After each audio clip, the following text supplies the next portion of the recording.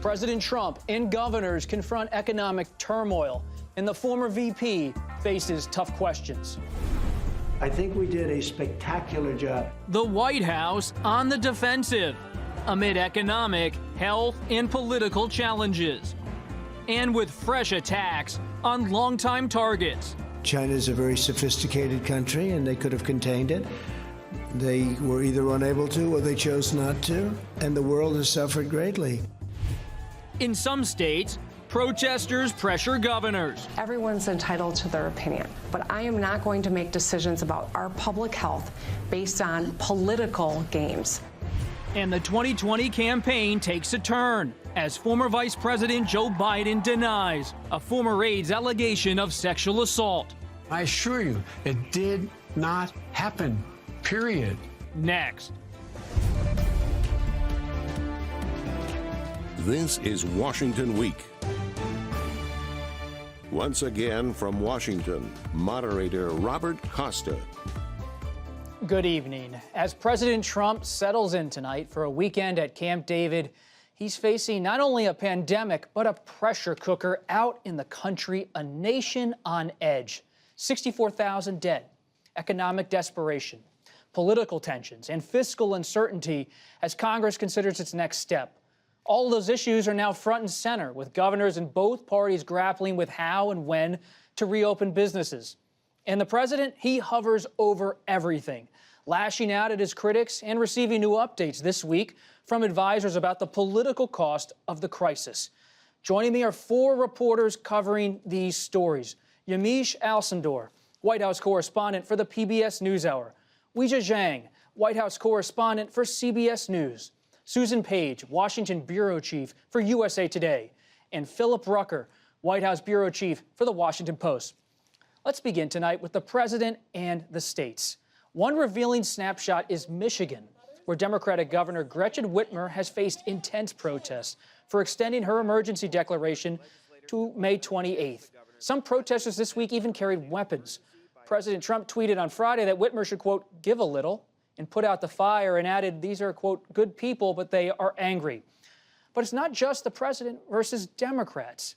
In Maryland, Republican Governor Larry Hogan told me in a Washington Post Live interview on Thursday that he fears the federal government could try to seize the 500,000 coronavirus tests his state secured last week from South Korea, and he treated them like treasure when they landed at BWI Airport.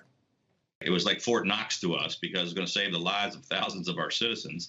The National Guard protecting tests. Is the National Guard in Maryland still protecting those tests? They are.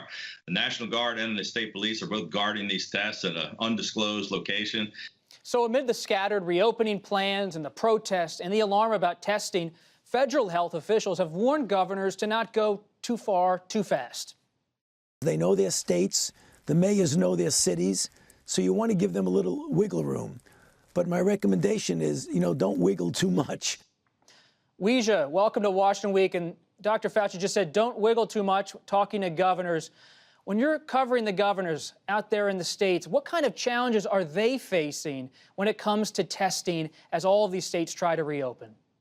Governors for so long have essentially been begging the administration to help them get supplies so they can complete these tests. President Trump likes to talk a lot about the testing capacity across the nation, and that's one thing. That is the potential to test Americans. But governors say they need the goods to do it. And despite the president and the administration insisting that they are helping, we're just not seeing that play out on the ground.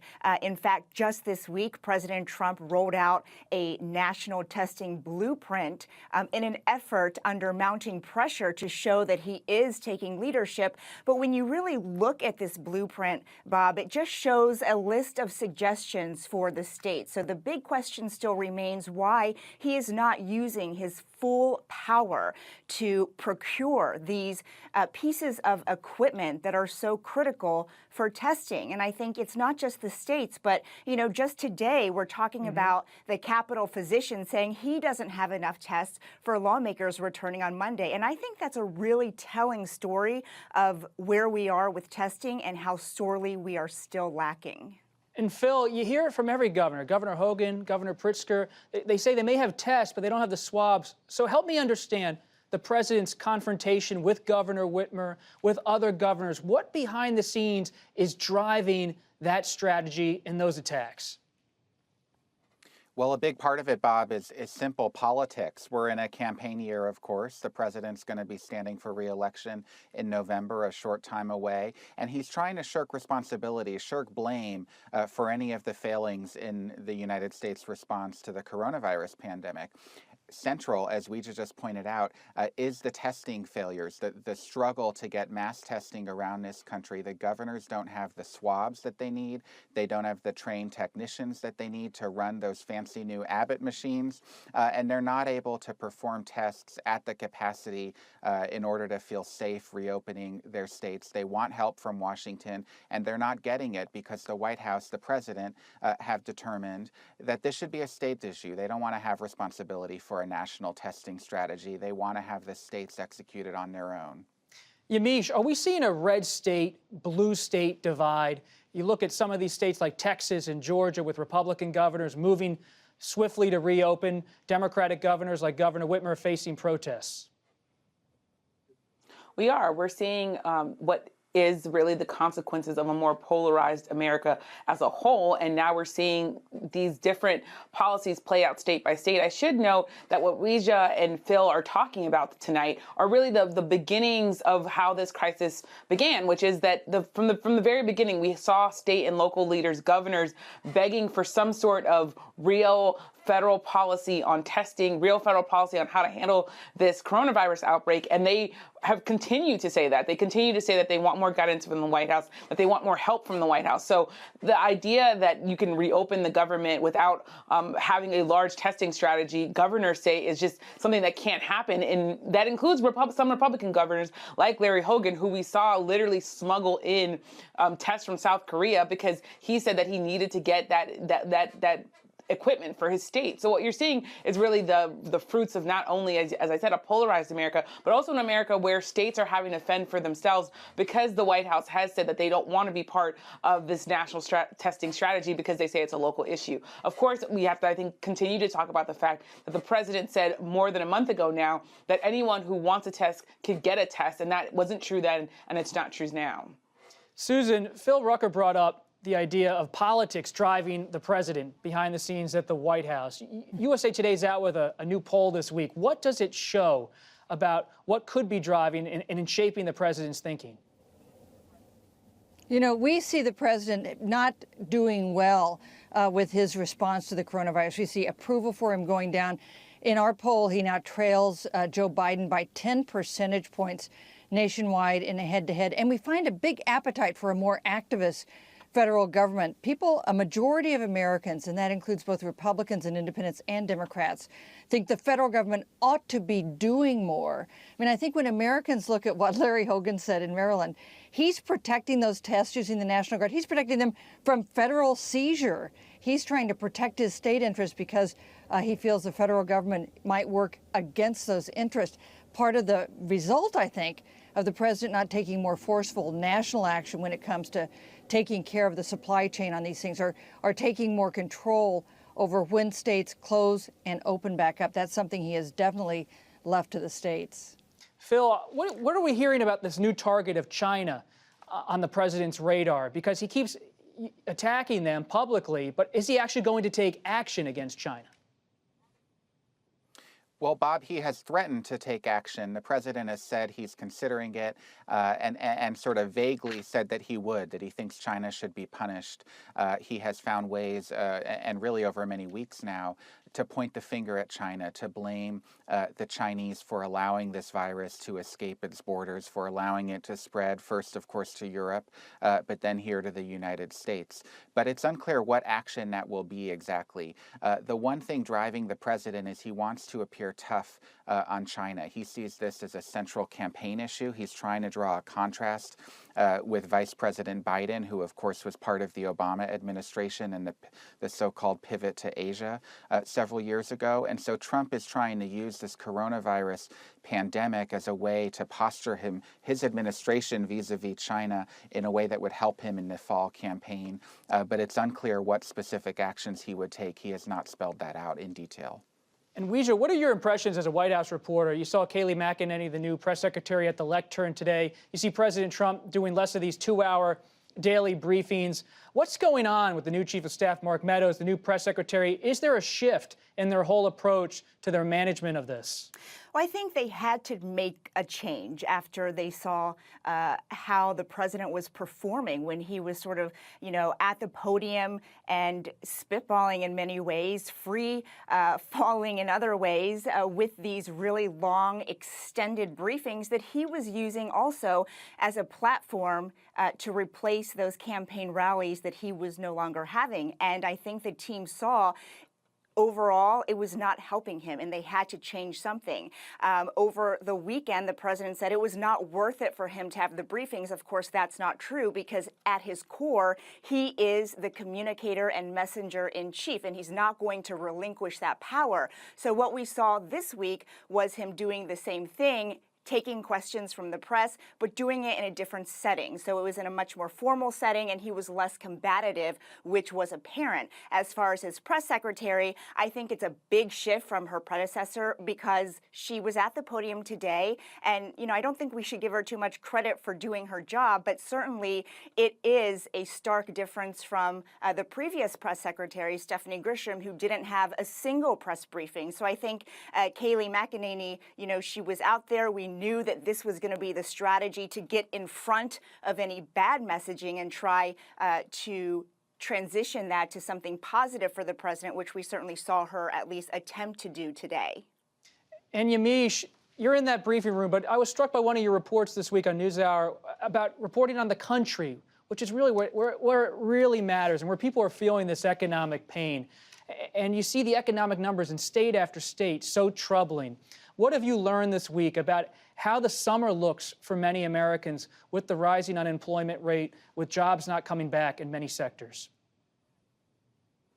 People, frankly, are scared, Bob. They're scared for their futures. They're scared for their families. They're scared whether or not they're going to be able to survive and thrive in a financial and an emotional way when it comes to this outbreak. What you're seeing is jobless numbers that we just have never seen before. And the president is saying that he's hopeful that in the third or fourth quarter this year, that things will get back to being positive. But what we know is that Americans are going to keep some of the behaviors that they've kept and learned throughout this outbreak. When will we see big, long lines at restaurants again? That might not come back and bounce back in the same way, even if mayors and governors continue to open up their economy. So I think what we're going to see is there are going to be a lot of essential workers. And when I say essential workers, I'm thinking of people that are also grocery store people that are serving food, that those people who are essential to our society and the functioning of our society, that those people might be the most out of luck. So I think that there are just a lot of people who are really afraid. I want to also add what Weijia was just talking about when it comes to the press secretary, because there was just such a big difference today.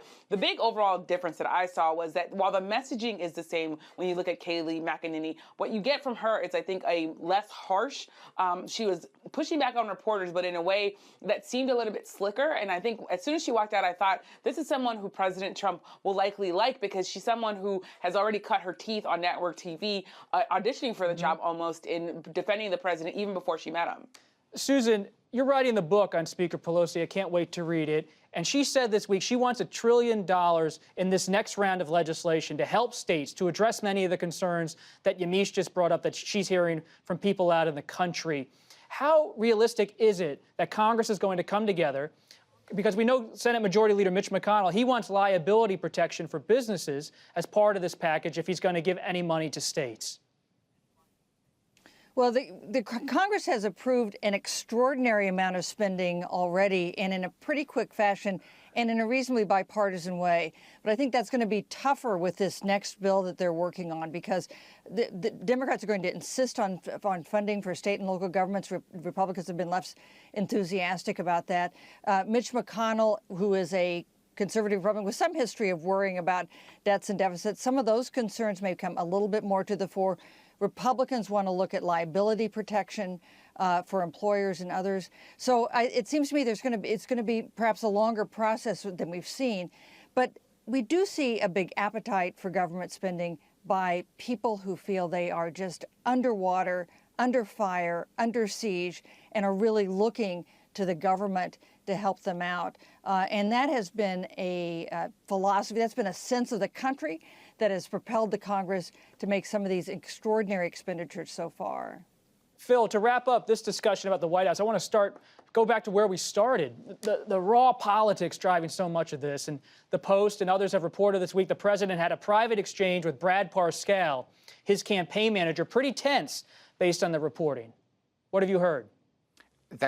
That's right, Bob. The president on Wednesday was confronted by Brad Parscale's campaign manager, as well as Ronna McDaniel, the chairwoman of the Republican National Committee, who brought him a fresh batch of internal polling. And it actually showed Trump losing to Joe Biden. It not only showed him losing to Biden, but showed that these press briefings that he's been doing every day were really taking a toll on his political standing and were damaging. And the president erupted at his aides. He said that he didn't believe the numbers.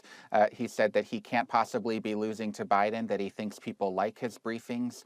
And it was a tense exchange and an acrimonious back and forth with Parscale that extended for 2 days, to the point where the president threatened to sue his campaign manager, although it's not clear if he was being serious about that. They've since patched it up, and this is reporting, by the way, from our colleague and friend Josh Dawsey, but it's a sign of how much the political standing, credibility, fortunes of this president hang in the balance because of the pandemic. Let's stick with the political talk for a few minutes and flip to the Democratic side of the 2020 race.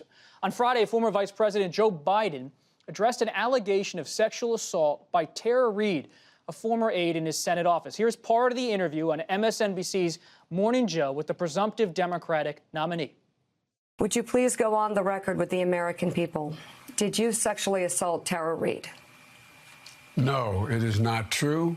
I'm saying unequivocally, it never happened. And it didn't. It never happened. Mr. Biden then called on the National Archives to release any documents related to Reade's allegation. When pressed about his papers at the University of Delaware, Biden asserted that his personnel files are, quote, not there. He also declined to discuss Reade's decision to speak out. You have said in the past that if a woman goes under the lights and talks about something like this, we have to consider that the essence of this is real. Is the essence of what she is saying is real? Why do you think she's doing this? I'm not going to question her motive. I'm not going to get into that at all. I don't know why she's saying this. I don't know why after 27 years, all of a sudden this gets raised. I don't understand it. But I'm not going to go in and question her motive. I'm not going to attack her. She has a right to say whatever she wants to say. But I have a right to say, look at the facts. Susan, as a political reporter who has covered VP Biden, what did you learn from this interview and this whole week? Yeah. You know, I think that the Biden camp decided they had to do something. He hadn't had to respond to this question himself in a television interview yet. I think they thought this was necessary, but not sufficient, that he had to do this. But this story is not over. He's going to have more questions about it. You know, it's a hard we found him being totally unequivocal in his denial that anything happened. But he seemed flummoxed when he was asked about the University of Delaware archives. That's a surprise to me. He didn't have an answer readier for that. And he also struggled, I think, to reconcile what he said during the Brett Kavanaugh hearings with his attitude today. That is something he's going to have to talk about again. Just before the broadcast, the vice president issued a statement calling on the Secretary of the Senate to ask for a search to be done on any Senate records, but he's still holding tight on his University of Delaware records. Weijia, is that going to become a campaign issue, the Delaware papers? Well, I think it's already become an issue because the Trump campaign and surrogates are demanding, as much transparency as possible when it comes to Tara Reade and the vice president, the former vice president. But I think, President Trump himself has a very complicated relationship with allegations of sexual misconduct. We already know that because of his personal experience of being accused by more than a dozen women. But what shocked me, frankly, was when he talked about it last night, because he said that these accusations against Mr. Biden could possibly be false. And so, he talked about how he was falsely accused. He himself brought up Brett Kavanaugh and how he was mistreated. And just today, President Trump said, if I were talking to Joe Biden, I would say go out and fight these claims. It's almost as if they're in the same club of as being accused. And that's going to come back and haunt the president, because every time his campaign tries to make it an issue, the Democrats can point to the president's words to defend Vice President Biden. Yamiche, I see you want to jump in here. Yeah, I think the interesting position that President Trump finds himself in is that he can't really go that hard at Joe Biden for this, because we know that more than 24 women have accused President Trump of some form of sexual assault. Now, Kayleigh McEnany, the White House press secretary today, said that this is all 4 years old, and that people that was already decided when people decided to elect President Trump. But she was wrong on the facts there. This is not 4 years old. Just last year, we had E. Jean Carroll come out, and just this year, she was trying to seek the president's DNA in January 2020 for a lawsuit related to the sexual assault allegations that she's making against the president. So I think this is going to be a tough spot. The president obviously has surrogates that want to attack Joe Biden using this Tara Reade allegations. And Joe Biden, as Susan said, is going to have to continue to answer these questions, because there is going to continue to be more and new reporting about who was in the office, what kind of atmosphere that was, these pictures of Joe Biden hugging women and touching women in ways that some said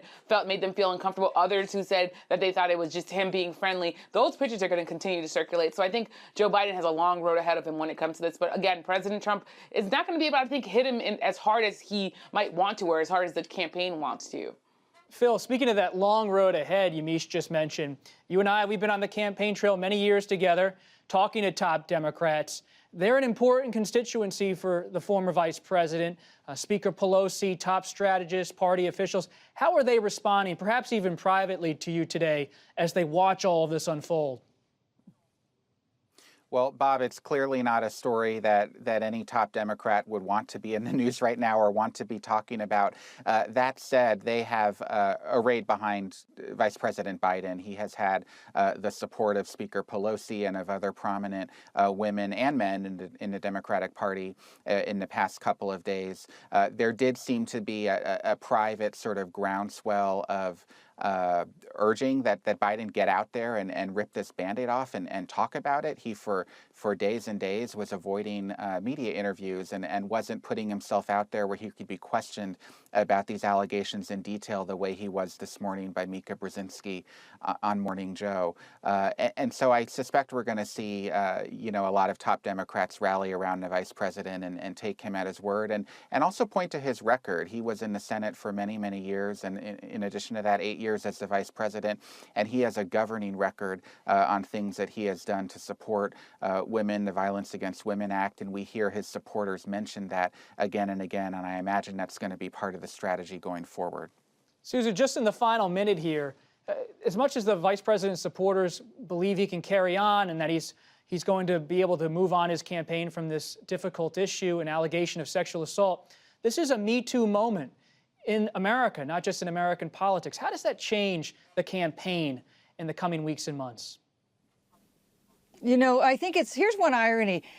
Donald Trump helped create this landscape that is creating all these problems for Joe Biden, the Me Too movement, the opposition to his Access Hollywood tape, and some of his behavior in the past. And fairly or not, these accusations hurt Joe Biden more than they hurt Donald Trump, because Joe Biden's brand is that he's empathetic and he's ethical and he's a nice guy in a way that is not really Donald Trump's political brand. We could talk all night, but that's all the time we have for the moment. Thank you to our reporters, Yamiche Alcindor, Weijia Jiang, Susan Page, and Phil Rucker. Thank you very much. And thank you for joining us. We will keep taking you as close to the news as we can. Our discussion about this presidential race, I promise it will continue on the Washington Week Extra. Find it on our website or our social media. But for now, I'm Robert Costa. Good night from Washington.